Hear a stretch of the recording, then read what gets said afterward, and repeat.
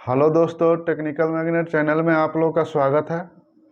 हम लोग पढ़ रहे हैं इलेक्ट्रीशियन थ्योरी, जो आगामी रेलवे एएलपी, ग्रुप डी और टेक्निकल संबंधित अन्य परीक्षाओं के लिए अति महत्वपूर्ण सेशन यूट्यूब पर चल रहा है। इलेक्ट्रीशियन थ्योरी में हम लोग फर्स्ट चैप्टर व्यावसायिक सुरक्षा और स्वास्थ्य पढ़ चुके हैं। जो भाई अभी तक इसके पहले का वीडियो नहीं देखे हैं, कृपया टेक्निकल मैग्नेट चैनल पर जाकर वीडियो को देखें, पढ़ें, समझें। अगर वीडियो अच्छा लगेगा तो उसको लाइक कीजिएगा, सब्सक्राइब कीजिएगा और अधिक से अधिक संख्या में शेयर कीजिएगा। इलेक्ट्रीशियन थ्योरी में आज हम लोग टूल्स का थर्ड पार्ट पढ़ेंगे। तो आइए हम लोग देखते हैं टूल्स के बारे में। टूल्स का ये तीसरा क्लास है, इसके पहले 2 क्लास हो गया है, ठीक है। तो तीसरा क्लास में हम लोग पढ़ेंगे। फर्स्ट टॉपिक जो है हमारा इलेक्ट्रीशियन नाइफ, ठीक है, यानी विद्युतकार का जो चाकू होता है। इलेक्ट्रीशियन नाइफ जो होता है यह स्टील का बना हुआ होता है, स्टील का बना हुआ होता है, ठीक है। इसका यूज जो होता है विद्युतकार के लिए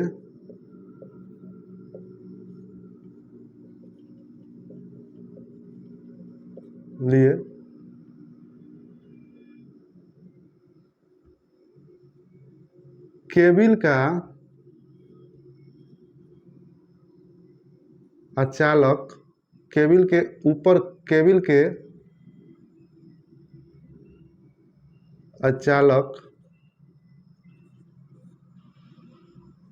आवरण छीलने के लिए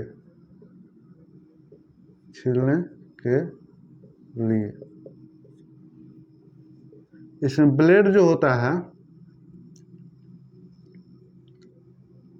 ब्लेड 2 प्रकार के होता है,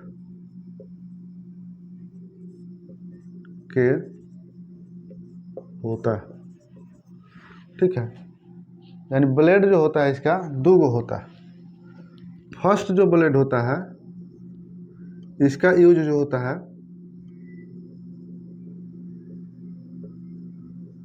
अचालक आवरण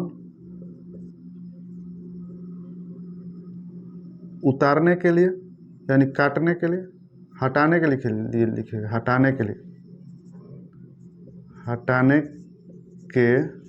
लिए, ठीक है। और दूसर का जो ब्लेड होता है किसी भी चालक पर या केबिल पर, किसी भी केबिल पर धार मारने के लिए,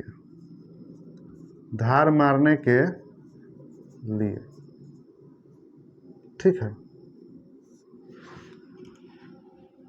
बस इतना ही पढ़ना। अब देखिए,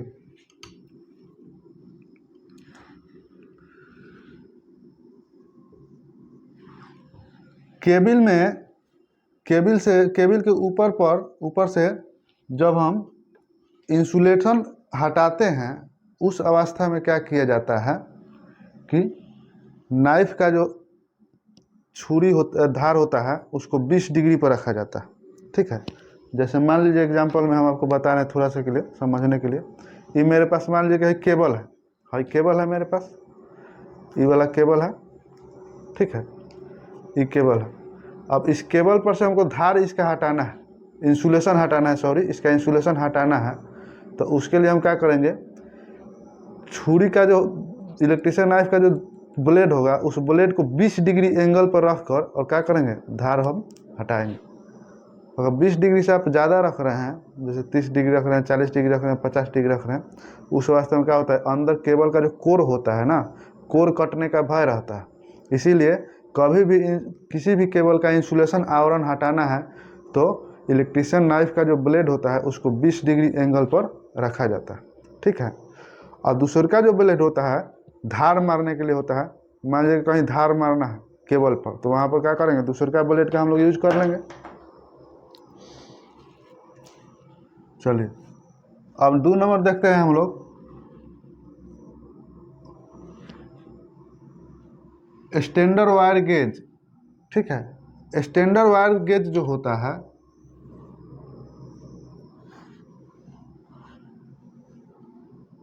स्टैंडर्ड वायर गेज ये भी स्टील का बना होता है, स्टील का बना हुआ होता है, ठीक है। इसका जो यूज होता है, यूज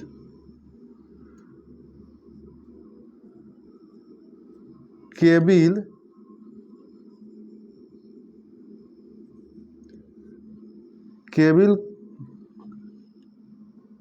और आपका इनेमल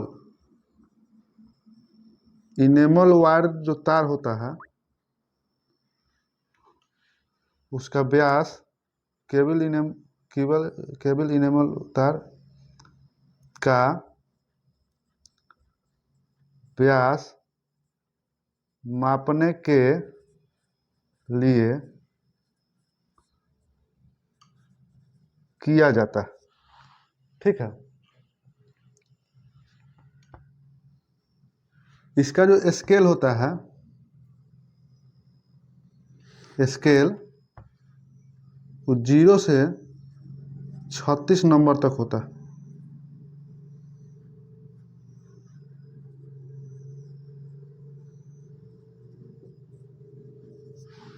ठीक है। देखिए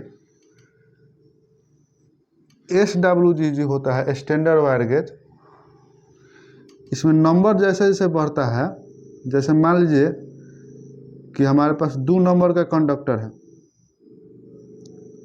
2 नंबर का कंडक्टर है, तो इसका व्यास जो होगा कंडक्टर का, यानी तार का व्यास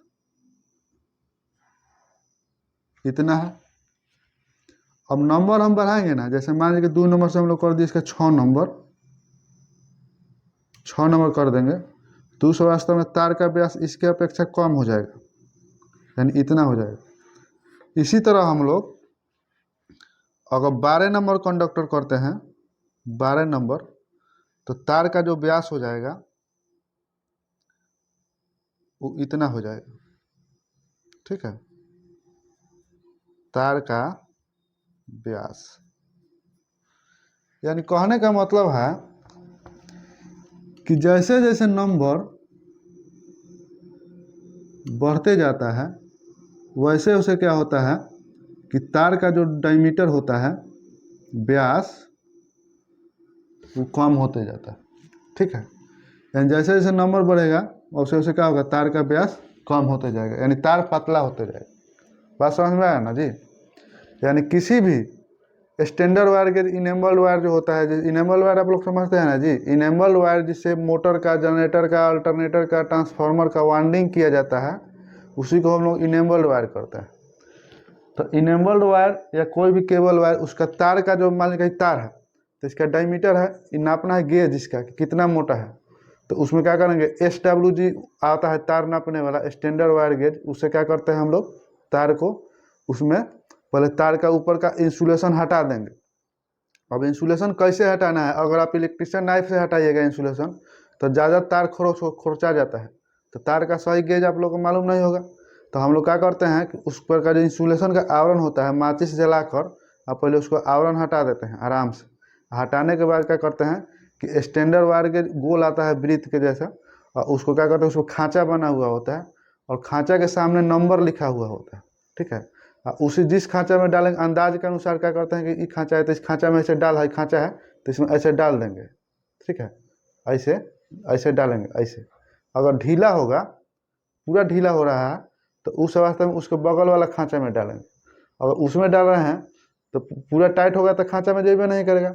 आए नॉर्मल यानी हो रहेगा फिटिंग, ना ढीला है ना टाइट है, तो समझेंगे क्या कि जैसे ये नॉर्मल है एकदम फिटिंग, ना ढीला है ना टाइट है, तो समझेंगे क्या कि इसमें एकदम इसी नंबर का कंडक्टर है, तो उसके नीचे जो स्केल पर लिखा रहेगा रीडिंग नंबर, उस नंबर को हम लोग पढ़ लेंगे। मान लीजिए कि 36 नंबर है, मान लीजिए कि 12 नंबर है, तो 12 नंबर, मान लीजिए कि 12 नंबर है तो इसका व्यास इतना है। अब मान लीजिए कि 25 नंबर तार है तो इसका व्यास कितना है, इतना हो जाएगा। बात समझ में आया ना जी? जैसे जैसे नंबर बढ़ेगा तार का, वैसे वैसे तार का व्यास कम होते जाएगा। ठीक है। इनेबल जो वायर होता है वो आपका 0 से 36 नंबर तक होता है, 36 नंबर तक होता है। जैसे कि आप लोग फिगर में देख रहे हैं, SWG अलग अलग प्रकार के यहाँ पर है। जिस तरह हम लोग वायर गेज इंडिया में जो वायर गेज होता है उसको हम लोग बोलते हैं स्टैंडर्ड वायर गेज। उसी तरह अमेरिका में जो वायर गेज यूज किया जाता है उसको बोलते हैं अमेरिकन वायर गेज। ठीक है। तो अमेरिकन जो वायर गेज होता है वो भी आपका, उसका भी स्केल जो होता है, स्केल 0 से 36 AWG होता है। ठीक है जी, AWG होता है, यानी अमेरिकन वायर। देखिए 3 नंबर में है हमारा फाइल, जिसको हम लोग रेती बोलते हैं हिंदी भाषा में, देहाती भाषा में। फाइल जो होता है जिसका यूज, मान लीजिए कि खुरदार भाग है, कोई भी पदार्थ है या कोई भी जॉब है रुखुर है, तो उसको क्या किया जाता है कि उस पर घर्षण करके, जैसे श्रेष्ठ कागज से हम लोग घर्षण करते हैं ना कोई भी चीज़ पर, तो क्या करता है उसको रुखुरदार को हल्का स्मूथ बना देता है। तो कोई भी रुखदार पदार्थ हो या रुखदार सतह हो, उसको स्मूथ बनाने के लिए हम लोग क्या करते हैं, फाइल का प्रयोग करते हैं। तो देखिए यूज जो इसका होता है, खुरदरी सतह को रगड़ कर हटाने की प्रक्रिया रेतना, ठीक है, या रेतना कहलाता है। समतल जगह होता है, वक्र के भी आकार में अगर रेतना होगा तो वक्र में भी रेताएगा। सीधी अगर झिरी काटना हो, किसी भी जॉब में सीधा झिरी काटना है यानी नाली के जैसा काटना है, तो वहाँ पर भी क्या किया जाता है, आपका फाइल का प्रयोग किया जाता है। वृत्तकार काटना है तो उसमें भी फाइल का प्रयोग किया जाएगा। आयताकार काटना है तो वहाँ पर भी फाइल का प्रयोग किया जाएगा। और होल बनाना हो तो वहाँ पर भी फाइल का प्रयोग किया जाएगा आदि। यानी कोई भी रुखीली सतह को स्मूथ करने वाला जो औजार होता है उसी को हम लोग क्या बोलते हैं, फाइल बोलते हैं। तो अब आइए आप लोग को हम प्रैक्टिकल में फाइल दिखाते हैं कि कैसा होता है। देखिए जी, यही है हमारा फाइल। ये थोड़ा दूर से देखिए, ये फाइल है जिसको रेती हम लोग बोलते हैं। धार उड़ लगाने के लिए भी इसका प्रयोग किया जाता है छुरी उरी में। तो देखिए ई वाला जो भाग होता है रेती का, ई वाला, इसको हम लोग टिप बोलते हैं। ई वाला जो साइड से देखिए दिखाई दे रहा है, साइड वाला भाग, ई वाला जो भाग होता है साइड वाला, इसको एज बोलते हैं। ई वाला जो भाग दिखाई दे रहा है इसको एज बोला जाता है। और ई जो भाग दिखाई दे रहा है चपटा, इसको हम लोग बॉडी बोलते हैं। एज और बॉडी पर ही क्या किया जाता है, इसमें दांते कटा हुआ होता है। और ई वाला जो भाग होता है, जो नोखीला इसके अंदर हैंडल में गया हुआ है, ई वाला भाग, ई वाला जो भाग है नोखीला जो हैंडल में गया हुआ है, इसको हम लोग फेरुल बोलते हैं। हाँ, ये जो गोल नली को लगाया गया है इसमें, इतना जो भाग होता है, इतना, इस सब को हम लोग टिप बोलते हैं, सॉरी टैग बोलते हैं, इसको टैग बोलते हैं। ठीक है। ई वाला जो भाग होता है इसको हम लोग हैंडल बोलते हैं। हैंडल आपका पीवीसी का भी रहता है या लकड़ी का भी रहता है। तो फाइल जो होता है आपका, किसी भी इस रुखुरदार पदार्थ को रगड़ कर स्मूथ करने के लिए हम लोग फाइल का यूज लेते हैं। या कोई छुरी हो या कोई भी धारदार चीज़ है, उसमें धार बनाने के लिए भी क्या किया जाता है, फाइल का यूज किया जाता है। अब फाइल जो होता है इसको अनेक भागों में वर्गीकृत किया गया। ठीक है, आइए इसका हम और भाग पढ़ते हैं। यहाँ पर देखिए फर्स्ट नंबर में है अकॉर्डिंग टू लेंथ, यानी लंबाई के आधार पर फाइल को वर्गीकृत किया गया है। तो देखिए लंबाई के आधार पर फाइल अनेक प्रकार होता है, जैसे मान लीजिए कि 10 सेंटीमीटर हो गया, 15 सेंटीमीटर हो गया, 20 सेंटीमीटर हो गया, 25 सेंटीमीटर, 30 सेंटीमीटर, 35 सेंटीमीटर, इसी तरह आगे तक भी फाइल की लंबाई होता है। ठीक है, तो छोटा छोटा जितना भी फाइल होता है छोटे कारीगर लोग रखता है, जैसे मान लीजिए कि सोनार उनार जो रखता है लोग, या घड़ी उड़ी जो बनाता है, यानी जितना भी सजावटी उपकरण होते हैं, छोटे छोटे जो उपकरण होते हैं उसको बनाने के लिए क्या किया जाता है, छोटा छोटा फाइल का यूज किया जाता है। वैसे वैसे अपने आवश्यकता के अनुसार लंबाई के अनुसार क्या किया जाता है, फाइल को दिया जाता है। 2 नंबर में हमारा है अकॉर्डिंग टू ग्रेड। ठीक है, ग्रेड के आधार पर जो फाइल होता है उसको भी अनेक प्रकार बांटा गया है। जैसे मान लीजिए कि रफ काटना है, किसी भी जॉब को रफ काटना है, हल्का हल्का काटना है, यानी एक बार जो जॉब को ज़्यादा काटता है ना, यानी एक बार ऐसे रेतेंगे तो पता चलेगा कि आधा माल घसक गया, कट गया, तो वहाँ पर क्या किया जाता है, रफ को प्रयोग किया जाता है। वास्टेड फाइल जो होता है, लकड़ी वाले वस्तु को घिसने के लिए क्या किया जाता है, वास्टेड फाइल का प्रयोग किया जाता है। क्वेश्चन पूछा था दिल्ली मेट्रो में कि वास्टेड फाइल का यूज किस लिए किया जाता है। ठीक है, तो लकड़ी वाले वस्तु को घिसने के लिए वास्टेड फाइल का प्रयोग किया जाता है। दूसरा का है सेकेंड कट। ठीक है, सेकेंड कट जो होता है उस फाइल का उपयोग, यानी एक ही तरफ आगे में जाएगा ना तो जॉब को कटेगा। ठीक है, पीछे आएगा तो जॉब को नहीं कटता। ठीक है, नेक्स्ट है स्मूथ। स्मूथ कट जो फाइल होता है, आपको देखिए यहाँ इसी पर हम बता देंगे सब। स्मूथ कट जो फाइल होता है, इसका जो है दांता दिखाई दे रहा है, दांता एकदम में ही दांता रहता है स्मूथ कट फाइल का, एकदम में ही। रफ कट जो होता है इसका दांता एकदम मोटा मोटा होता है, बड़ा ज़्यादा दूरी पर होता है। और वास्टेड कट जो फाइल होता है इसका भी दांता क्या होता है, गोल गोल होता है। देखिएगा इसमें पतला पतला लाइनिंग है ना, उसमें क्या होता है, गोल गोल होता है। अब देखिए स्मूथ बता दिए। डेड स्मूथ जो होता है एकदम हल्का हल्का स्मूथ रहेगा, आपको दूर से देखने में बुझे भी नहीं करेगा फाइल एकदम मुझे चिकन है, लेकिन क्या है एकदम डेड स्मूथ है, यानी उसको बहुत फिनिशिंग जॉब करने के लिए, जॉब को फिनिशिंग बनाने के लिए क्या किया जाता है कि डेड स्मूथ फाइल का यूज किया जाता है। उसी तरह आदि भी होते हैं। अब देखिए अब आपका है कि अकॉर्डिंग टू साइज, यानी आकार के अनुसार फाइल कितने प्रकार के होते हैं। तो आकार के अनुसार जो फाइल होता है, देखिए फ्लैट है, फाइल का देखिए मेरे पास फ्लैट प्रकार के फाइल है, यानी चपटा, जो फाइल आकार में चपटा रहेगा, दिखने में चपटा आपको दिखाई देगा, उसको हम लोग क्या बोलेंगे, फ्लैट प्रकार के फाइल। देखिए ये चपटा है तो इसको फ्लैट प्रकार के फाइल कहते हैं। उसी तरह आपको जैसे राउंड यानी गोल आकार में जो फाइल रहेगा वो गोल रहेगा ऐसे, यानी उसको देखिएगा तो गोल दिखाई देगा, तो उसको हम लोग क्या बोलेंगे, राउंड फाइल। नेक्स्ट है हाफ राउंड। जैसे हाफ राउंड का फाइल प्लान से देखिएगा तो ये ऐसे दिखाई देगा, ऐसे हाफ राउंड हो जाएगा, आई राउंड हो जाएगा। अब देखिए स्क्वायर फाइल, तो स्क्वायर फाइल यानी वर्ग में जो फाइल रहेगा ऐसे, ये प्लान से आपको दिखा रहे हैं तो ये स्क्वायर फाइल रहेगा। ट्रेंगुलर फाइल जो त्रिभुज के आकार में फाइल रहेगा ऐसे, तो इसको ट्रेंगुलर फाइल बोलेंगे।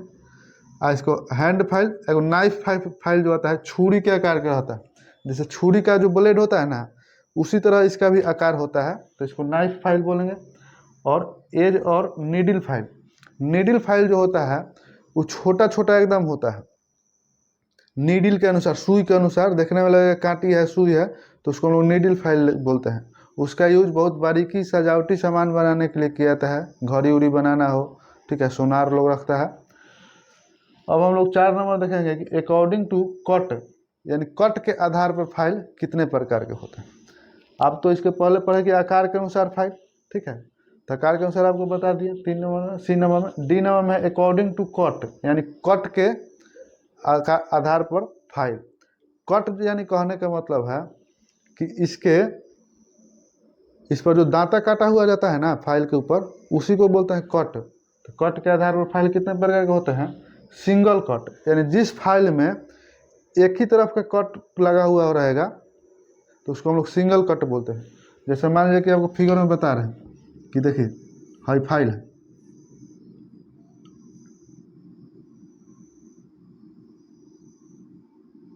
ये मान लीजिए कि हाई फाइल है, तो हाई से कट रहेगा ना, हाई से, तो इसको सिंगल कट बोलेंगे, हाई से, ठीक है, हाई से कट रहेगा तो इसको सिंगल कट फाइल बोलेंगे। अब देखिए इसी में कह रहा है कि डबल कट, तो डबल कट रहेगा ना, तो इसमें एगो दांता ऐसे कटा रहेगा और दूसर का जो दांता कटा रहेगा वो ऐसे कटा रहेगा, तो इसको हम लोग क्या बोलेंगे, डबल कट फाइल बोलेंगे। देखिए ऐसे भी कटा रहेगा और उधर से भी कटा रहेगा, तो इसको क्या बोलेंगे हम लोग, डबल कट फाइल। ये डबल कट हो गया। उसी तरह कवर्ड कट भी होता है, स्पाइरल कट भी होता है और राफ्ट कट भी होता है। राफ्ट कट यानी ज़्यादा मोटा वस्तु को जल्दी से घिसना है तो वहाँ पर राफ्ट कट फाइल का उपयोग करते हैं, और लकड़ी के वस्तु को रगड़ना है तो वहाँ बास्केट फाइल का उपयोग करेंगे, ठीक है। तो इसी कट के आधार पर भी फाइल हमारा अनेक प्रकार के होते हैं, जैसे कि आपको फिगर में दिखाई दे रहा है, अलग अलग प्रकार के फाइल यहाँ पर लगा हुआ है, ठीक है। 4 नंबर में है सोल्डरिंग आयरन। सोल्डरिंग आयरन जो होता है इसका यूज वैद्युतिक एवं इलेक्ट्रॉनिक कार्यों में किया जाता है, ठीक है। इसका एलिमेंट जो होता है, तो एलिमेंट या क्वाइल नाइक्रोम का बना हुआ होता है, ठीक है। इसका जो बीट होता है, बीट या इसको हम लोग टिप भी बोलते हैं, टिप कॉपर का बना हुआ होता है। क्वेश्चन पूछता है कि सोल्डरिंग आयरन का बीट किस पदार्थ का बना हुआ होता है, तो कॉपर का बना हुआ होता है। इलेक्ट्रॉनिक्स कार्यों में सोल्डरिंग जो आयरन होता है, सोल्डरिंग आयरन, इसका जो पावर होता है, पावर 15 वाट से लेकर 35 या कहीं कहीं आपको 40 वाट भी मिलेगा, 40 वाट तक प्रयोग में लेते हैं, प्रयोग में लेते हैं, ठीक है। देखिए हम आप लोगों को प्रैक्टिकल में दिखा रहे हैं कि सोल्डरिंग आयरन, देखिए यही है सोल्डरिंग आयरन। इसके अंदर यहाँ पर जो ये दिखाई दे रहा है, इसके अंदर एक नाइक्रोम का एलिमेंट लगा हुआ होता है, ठीक है। नाइक्रोम का एलिमेंट क्या होता है कि जैसे ही नाइक्रोम के एलिमेंट में आप सप्लाई दीजिएगा तो हीट होता है, ऊष्मा प्रदान करता है।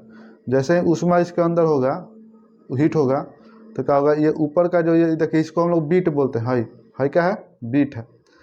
तो जैसे ही हीट होगा तो ये बीट आपका हीट हो जाएगा। जब बीट हीट हो जाएगा उस वास्ते में यहाँ पर शोल्डर को लगाइएगा, जिसको फिलर धातु बोला जाता है, शोल्डर को लगाइएगा तो शोल्डर क्या होगा, पिघल जाएगा, और पिघल कर जहाँ पर आपको सोल्डरिंग करना हो वहाँ पर इसको ले जाइएगा, तो वहाँ पर क्या होगा, सोल्डरिंग को ज्वाइंट जो होता है उस ज्वाइंट को क्या करेगा, ये सोल्ड कर देगा। तो सोल्ड कर देगा तो हमारा तार का ज्वाइंट जब सोल्ड हो जाएगा तो मजबूत हो जाएगा। इलेक्ट्रिक सोल्डरिंग आयरन है, और भी सोल्डरिंग आयरन आते हैं, ठीक है। इसमें मेन कोड देखिए लगा हुआ होता है, इसको क्या करते हैं कि सप्लाई में डाल देते हैं, और जैसे ही सप्लाई में डालते हैं तो क्या होता है कि इसके अंदर जो नाइक्रोम का कॉइल लगा हुआ होता है वो हीट होता है, हीट होकर क्या होता है, इसको बीट को गर्म करता है। बीट जब गर्म होता है तो उसको हम क्या करते हैं, किसी ज्वाइंट को या किसी भी कंपोनेंट, इलेक्ट्रिक या इलेक्ट्रॉनिक कंपोनेंट को क्या करते हैं हम लोग, सोल्डरिंग करते हैं, ठीक है। अब देखिए सोल्डरिंग में जो होता है इसका पावर 15 से 35 या 40 वाट तक प्रयोग में लेते हैं। यानी इलेक्ट्रिक या इलेक्ट्रॉनिक कार्यों के लिए सोल्डरिंग आयरन यानी कम क्षमता में लिया जाता है। देखिए जितना भी छोटा छोटा कंपोनेंट होते हैं उसमें सोल्डरिंग करने के लिए जो सोल्डरिंग आयरन हम लोग यूज में लेते हैं वो कम क्षमता का होता है, ठीक है। जैसे देखिएगा बड़े बड़े कंडक्टर को ज्वाइंट करना होता है, उस वास्ते में क्या कहता है कि सोल्डरिंग आयरन वहाँ पर प्रयोग नहीं किया जाता है। वहाँ पर एक बड़ा कंटेनर रहता है, और कंटेनर में नीचे से ऊष्मा देते हैं, उसको हीट करते हैं। अब आप जैसे हीट कर दीजिए, कोयला जला कर हीट कर दीजिए, और हीट करके क्या करते हैं, उसमें सोल्डर को क्या करते हैं हम लोग डाल देते हैं, और सोल्डर को जैसे ही डालेंगे तो पूरा सोल्डर पिघल जाएगा, और पिघल जाएगा और उसके बाद जिस ज्वाइंट पर बहुत सारा मोटा कंडक्टर को ज्वाइंट करना है तो वहाँ पर क्या कहता है, कलछुल से सोल्डरिंग जहाँ पर किया जाता है वहाँ पर कलछुल से क्या करते हैं, सोल्डर जो पिघला हुआ है उसको पूरा लेकर उझिलते हैं। उस अवस्था में क्या होता है, डाल देते हैं तो पूरा क्या होता है, वो वायर हमारा सोल्ड हो जाता है। क्योंकि उतना क्षमता के सोल्डरिंग आयरन नहीं बनाए जाते हैं, यानी अधिक मोटा मोटा तार को सोल्ड करने के लिए क्या किया जाता है, हम लोग उस विधि का उपयोग किया जाता है। तो आगे हम बताएंगे कि सोल्डरिंग कितने प्रकार से किया जाता है। अभी हम सोल्डर के बारे में बता रहे हैं। अब देखिए, जितना भी कम क्षमता वाले कंपोनेंट होते हैं या इलेक्ट्रॉनिक कंपोनेंट होते हैं, जैसे देखिएगा जो आपका CD DVD ये सब जो बनाता है ना, उसके पास ऐसा सोल्डरिंग आयरन प्रयोग में किया जाता है। लेकिन उससे भी कम क्षमता, जैसे आपका मोबाइल के सर्किट पर जब काम किया जाता है उस अवस्था में पेंसिल सोल्डरिंग आयरन का प्रयोग किया जाता है। पेंसिल सोल्डरिंग आयरन कहने का मतलब एकदम छोटा चक्की रहता है और उसका यूज करके क्या किया जाता है, वो 15 वाट 20 वाट में बनाया जाता है। उसका यूज करके हम लोग क्या करते हैं, सोल्डरिंग कर। 5 नंबर में हम लोग को पढ़ना है conduit die set. Conduit die जो सेट होता है उसमें कंड्यूट डाई सेट का प्रयोग जो होता है, इसका यूज हम लोग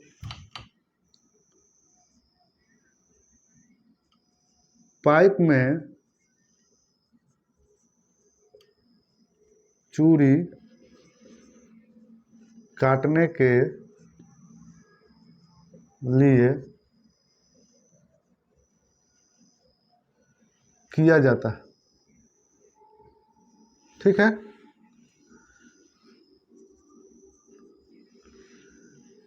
पाइप में चूड़ी काटने के लिए क्या किया जाता है, डाई सेट का प्रयोग किया जाता है।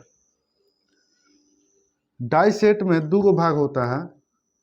ये वाला जो भाग होता है, ये पूरा सिस्टम जो आपको दिखाई दे रहा है, इसको हम लोग क्या बोलते हैं, स्टॉक बोलते हैं। स्टॉक जो होता है ये कास्ट आयरन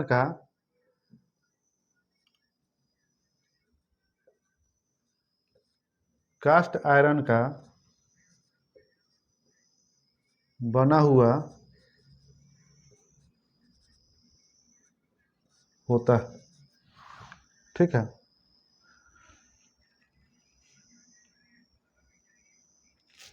और डाई जो होता है आपका, ये हाई कार्बन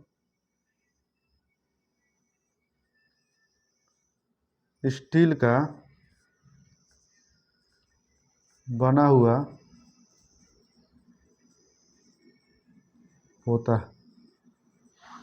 ठीक है, चूड़ी जो कटता है, चूड़ी ये आपका किसी भी पाइप में बाहरी चूड़ी भी काटा जाता है डाई से, और आपका अंदर का भी चूड़ी काटने के लिए लेते हैं। ठीक है, यानी डाइस का प्रयोग किसी भी पाइप हो या उसका आंतरिक थ्रेड काटना हो या उसका बाहरी थ्रेड काटना हो, तो वहाँ पर हम लोग क्या करते हैं, डाइस का प्रयोग करते हैं। डाइस में दो गो भाग होता है, इसको हम लोग स्टॉक बोलते हैं। ये कास्ट आयरन का बना हुआ होता है, इसको हम लोग डाई बोलते हैं। जिसे चूड़ी काटा जाता है, इसमें थ्रेड रहता है इसमें। अब इसको क्या करते हैं कि इसमें डाल देते हैं। ये देखिए, यही चीज़ आपको हम यहाँ बाहर निकाल के देखा है। इसको इसमें डाल देते हैं, इधर से नट रहता है, स्क्रू इधर से भी है, इधर से क्या करते हैं कि इधर से और इधर से दोनों तरफ से स्क्रू को हम लोग टाइट करते हैं, जिससे क्या होता है कि इसमें डाई स्टॉक में डाई सही तरह से फिट हो जाता है। अब जिस पाइप को काटना है, मान लीजिए कि पाइप है खाली, इसमें चूड़ी काटना है, तो इसमें क्या कहता है कि पहले इसको डाल दिया जाता है। डाल के चारों बगल से हम लोग डाई को टाइट कर देते हैं, पेच से कस कर। और जब डाई टाइट हो जाता है, इससे क्या करते हैं हम लोग घुमाना चालू करते हैं। अब बीच बीच में क्या करते हैं कि लुब्रिकेंट को डालते रहते हैं, जैसे ऑयल हो गया, ताकि हमारा डाई आसानी से कट जाए। ठीक है, जैसे कि आप लोग फिगर में दिखाई दे रहा है डाई। 6 नंबर में hand drill machine. Hand drill machine का यूज जो होता है, लकड़ी, सनमाई का, प्लास्टिक, ब्रास एल्युमिनियम, नर्म लोहा आदि में होल करने के लिए, छिद्र करने के लिए क्या किया जाता है कि हैंड ड्रिल मशीन का प्रयोग किया जाता है। ठीक है, इसकी जो क्षमता व्यक्त किया जाता है, क्षमता इसका ड्रिल चक की बीट धारण करने की आधार पर किया जाता है। यानी ड्रिल बीट का क्षमता हम लोग कैसे व्यक्त करेंगे, यानी जितना mm का वो ड्रिल जो हैंड ड्रिल है वो बीट जो यूज में ले रहा है ना, धारण कर रहा है, उसके आधार पर क्या कहता है हैंड ड्रिल मशीन का हम लोग क्षमता व्यक्त करते हैं। इसमें जो बीट प्रयोग किया जाता है, हैंड ड्रिल मशीन में बीट जो प्रयोग किया जाता है, प्रयोग होता है वो 6 mm से लेकर आपका 8 mm तक प्रयोग किया जाता है। इस तरह का बीट बरहई मिस्त्री देखिएगा रखता है लोग। लकड़ी में पहले क्या किया जाता था, लकड़ी में आपका केवाड़ी वाड़ी बनाता था आपका, तो उसमें कहीं होल करना की आवश्यकता पड़ती थी, तो उस अवस्था में क्या किया जाता था कि हैंड ड्रिल बीट का प्रयोग किया जाता था। उसमें एक गियर रहता है, जैसे साइकिल में गियर आता है उसी तरह गियर लगा हुआ होता है, और उसमें कुछ फिटिंग करके, और एक तरफ हैंडल रहता है। हैंडलिया को जैसे जैसे नचाएगा उस तरह का, और उससे वैसे क्या होता है कि हमारा गियरवा नचता है, और गियरवा के नीचे क्या किया जाता है कि चक कसा जाता है, और उसी चक में क्या किया जाता है कि बीट को कस दिया जाता है। उसी चक में क्या किया जाता है कि बीट को कस दिया जाता है, और जैसे जैसे क्या कीजिएगा कि उसका गियर नचेगा, और वैसे वैसे क्या होगा कि चक नचेगा, और चक के साथ साथ उसका बीट भी नचेगा। तो जब बीट नचेगा तो उस अवस्था में क्या होता है कि किसी भी हमारे पदार्थ में होल करना हो, छिद्र करना हो, तो उस अवस्था में हम क्या करते हैं, जैसे जैसे इसको नचाएंगे उस अवस्था में छिद्र होते चला जाता है। ठीक है, जैसे कि आप लोगों को फिगर में दिखाई दे रहा है हैंड ड्रिल मशीन। 7 नंबर में है electric drill machine. Electric drill machine जो होता है, जिस तरह हम लोग हैंड ड्रिल का मशीन यूज में लेते हैं किसी भी लकड़ी या धातु या प्लास्टिक के वस्तुओं में होल करने के लिए किया जाता है, उसी तरह इलेक्ट्रिक ड्रिल मशीन का प्रयोग हम लोग क्या करते हैं कि लकड़ी या धातु की वस्तुओं में तीव्र गति से छिद्र करने के लिए क्या किया जाता है कि इलेक्ट्रिक ड्रिल मशीन का प्रयोग किया जाता है। ठीक है, इलेक्ट्रिक ड्रिल मशीन का यूज दीवार में भी छिद्र करने के लिए क्या किया जाता है। विद्युतकार के लिए 6 mm से लेकर 8 mm आदि तक ले ड्रिल बीट का प्रयोग किया जाता है। देखिए इसी को हम लोग बोलते हैं आपका electric drill machine. Electric drill machine में इसके अंदर आपका डीसी सीरीज मोटर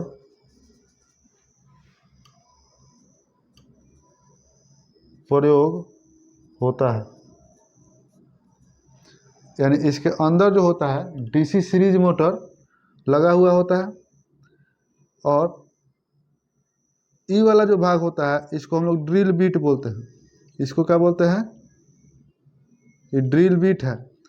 इसी को हम लोग चक बोलते हैं। देखिए ई वाला जो चीज़ है ये चक है, इसमें गियर लगा हुआ होता है। और क्या करते हैं कि यहाँ पर चक के लिए चाबी लगा, यहाँ चाबी होता है, यहाँ पर चाबी को जैसे ही खोलिएगा तो ढीला हो जाएगा, उसमें क्या करते हैं कि बीट को डाल देते हैं, और चाबी से यहाँ पर हम लोग क्या करते हैं कि बीट को टाइट कर देते हैं।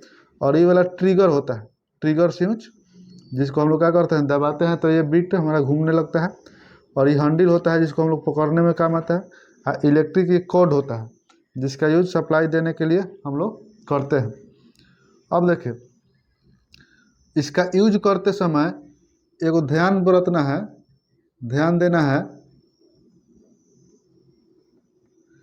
कि समकोण पर